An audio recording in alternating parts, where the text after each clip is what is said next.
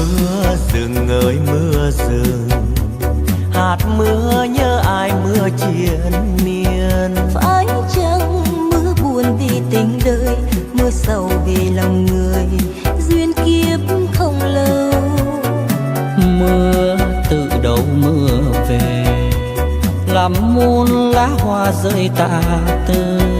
Tiếng mưa gió lạnh lùa ngoài manh, lá vàng rơi lìa cành, gửi ta nỗi niềm riêng. Ôi ta mong ước xa xôi, nhưng đêm mãi cô đơn, gửi tâm tư về đâu. Mưa thương ai, mưa nhớ ai, mưa rơi như nức nở, mưa rơi trong lòng tôi. Mưa rừng ơi mưa rừng, tìm đâu hỡi bông hoa ngày xưa. Mỗi khi mưa rừng về muôn màng, bóng chiều vàng dần tàn, lòng thương nhớ nào nguôi. Đêm đêm tiến đưa người yêu đi lấy chồng. Mưa ôi gió mưa, buồn như cơn bão lòng.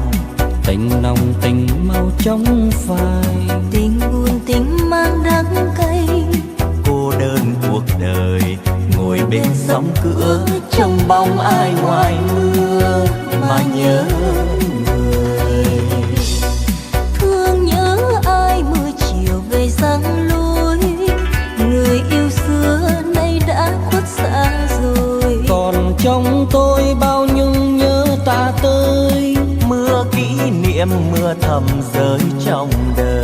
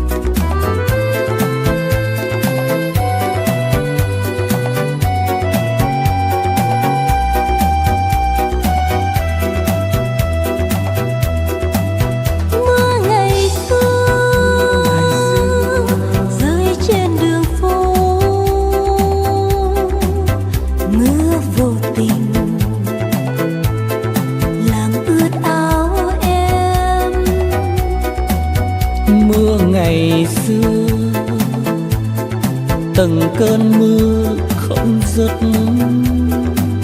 Mưa vô tình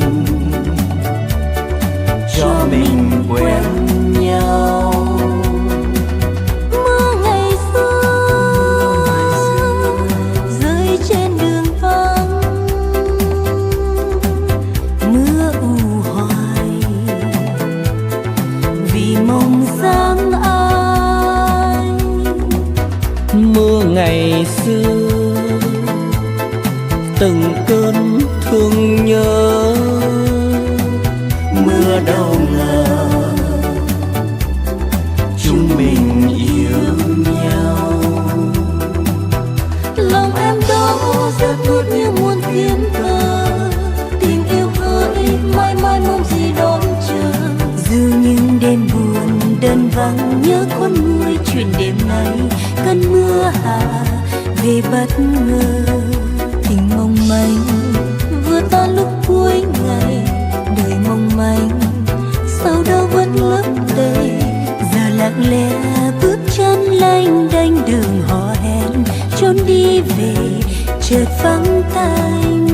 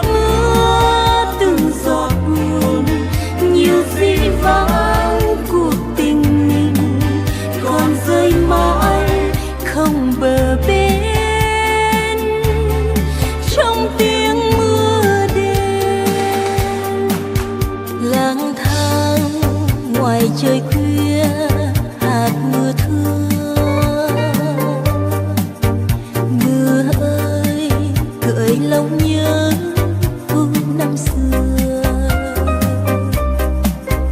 Đêm nào dìu em bước đi qua phố dài, đường in bóng đôi, nói cho nhau chỉ một lời thôi, nhớ mãi.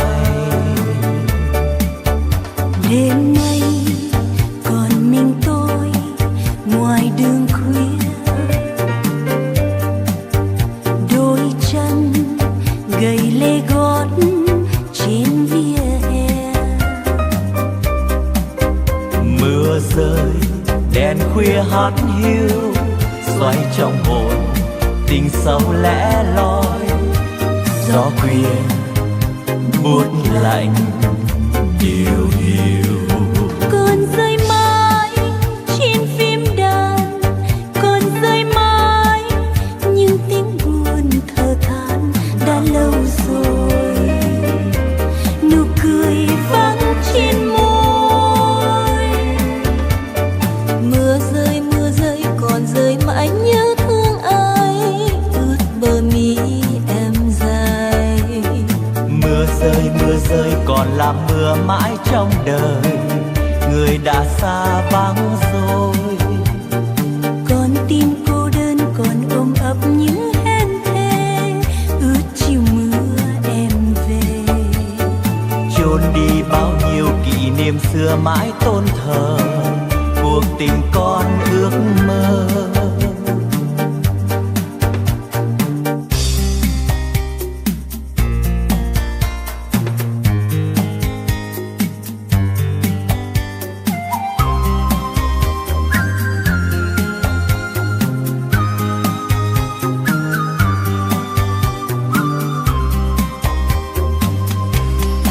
Trời đổ mưa cho phố vắng mênh mông, khơi lòng bao nỗi nhớ.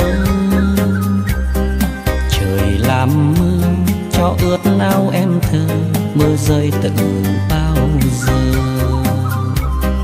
Tình yêu đó phôi pha vào sương gió, những đêm mưa tĩnh nhỏ gửi nhớ thuở học trò.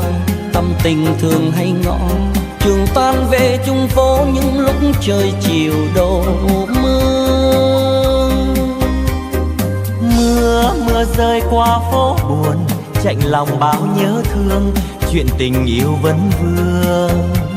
Ngày xưa đường mưa ướt ê chê, cùng đưa đón nhau về, ấm đôi nhân tình trẻ.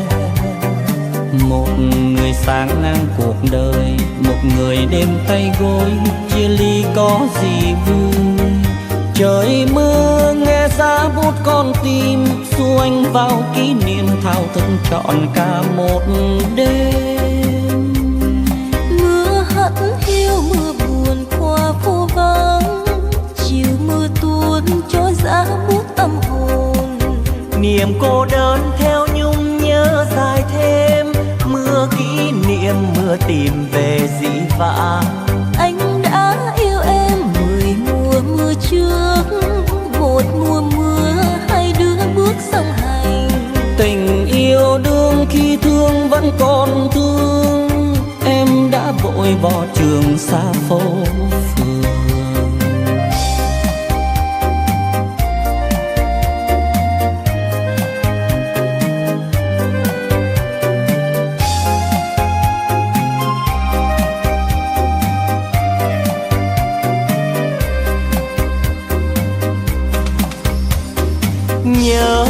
Nhớ mưa bong bóng, nhớ dáng em buồn, nhớ lệ em tuôn. Nhớ mưa bong bóng, nhớ khi tan trường em sát vai anh, hai mái đầu xanh thì thầm ước hẹn, hai mái đầu xanh tình yêu trọn vẹn. Từng giọt mưa, từng giọt buồn, ngoài sân vắng buổi chiều tối dần. Từng giọt mưa như ân dần, nào người có biết chăng. Từng giọt mưa, từng giọt buồn, nhiều gì vắng cuộc tình mình còn rơi mãi không bờ bến. đến trong tiếng mưa đêm. Từng giọt mưa, từng giọt buồn, ngoài sân vắng buổi chiều tối dần. Từng giọt mưa như ấm dần, nào người có biết chăng? Từng giọt mưa, từng giọt buồn, nhiều gì vắng cuộc tình mình còn rơi mãi không bờ bến.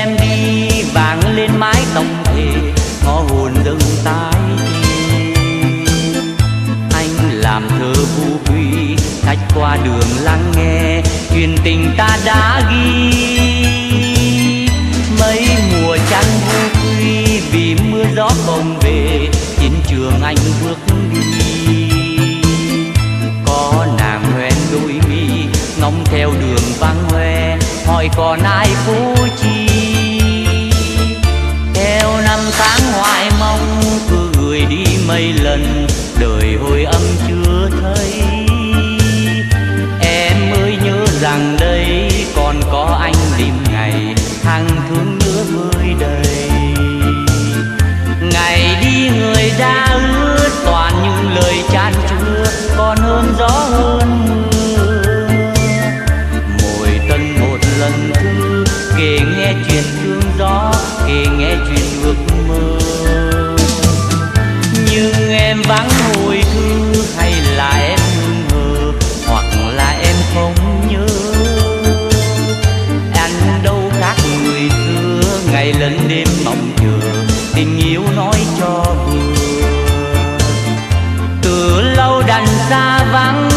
trăm ngàn cay đắng, hỏi em biết hay chăng? Chỉ cần một hồi âm là em mừng vui lắm, cớ sao em phụ lòng. Nửa đêm giáo đường vang vọng xa xôi, phố vui như thuở ban đầu, gặp nhau giữa đêm tình cầu. Cầu xin suốt đời mình mãi yêu nhau, cho tình đó không phai màu, áo cưới về đẹp lòng cô dâu. Giờ anh non cao áo trần bằng màu, mong anh tròn lính chúng ta tròn đôi.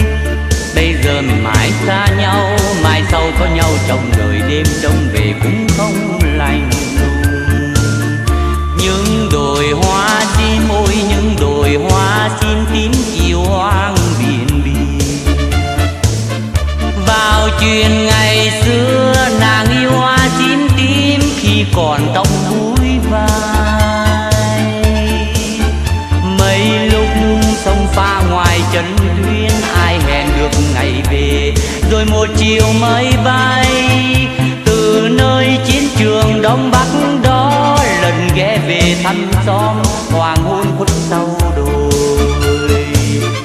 Những chiều hành quân ôi những chiều hành quân tím chiều hoang biển biển.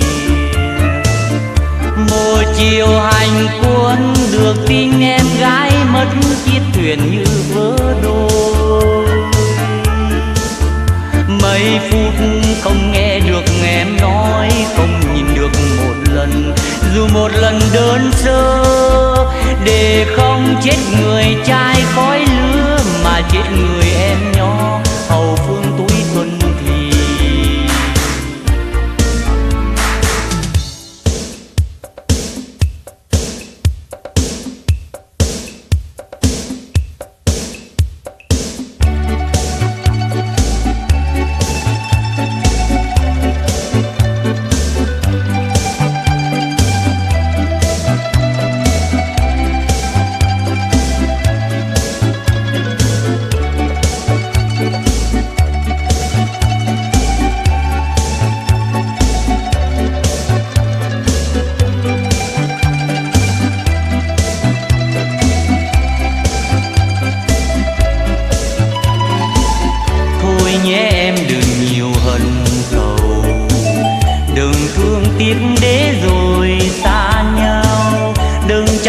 Đã lỡ duyên đời hai chúng ta đi hai đường, chuyện thương yêu đâu còn nữa. Ôm ấp chi một tình mênh buồn, để chua xót những gì cho nhau. Người bước đi man nát tan lòng, ai đứng trong theo ngập hờn, tình yêu mất đi còn đâu. Tình ơi sao tình mang nhiều trái ngang cho người lắm để chê. Tình ơi cuộc đời có bao lâu, vài lần đắng cay thôi, coi như mình đã già. Thôi nhé em ơi nay ta đã xa lạ rồi, ta chẳng còn chi để mà lưu luyến nhau. Bước chân đi là giấc duyên nở rồi, nếu gặp giữa đường thì cũng như chẳng quen. Tình cờ mà ta quen biết nhau thật không ngờ, tình cờ gặp nhau bên lối đi đầy hoa. Với mái tóc thơm màu đất mới, với ánh mắt mây ngàn gió núi, với sông cho ngày mai, với những cánh tay tràn sức sống, với tiếng nói im chiều nắng ấm. Tình cờ nên duyên mới biết núi sông là lối dấu xa vời, vẫn dắt dìu ta tìm lối dưới chân đồi. Gió bên sông sườn núi đến với nhau thầm nói, đến với em và tôi sống chung trên đời. Sẽ thấy gió khô và nắng cháy, có tiếng la hoa thầm khẽ nói, hãy đón lấy em và tôi. Nắng ấm với mưa nguồn sớm tôi, đất nước đã không ngờ chấp nối đời em bên tôi. Người yêu tôi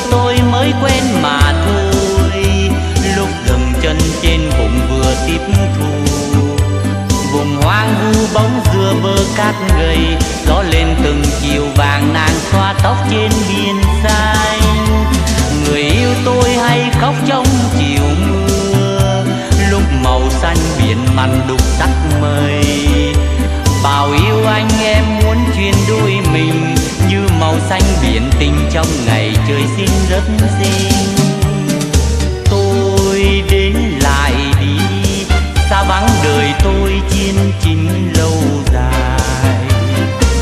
Miệt mài đường trai, vượt chuông dài che khuất biển xanh. Đẹp cửa trong tranh, gót bùn lầy cho lúa thêm xanh. Trong bao lần quân hành, anh qua vùng khô cằn mà mồ hôi thành biến mặn trên môi.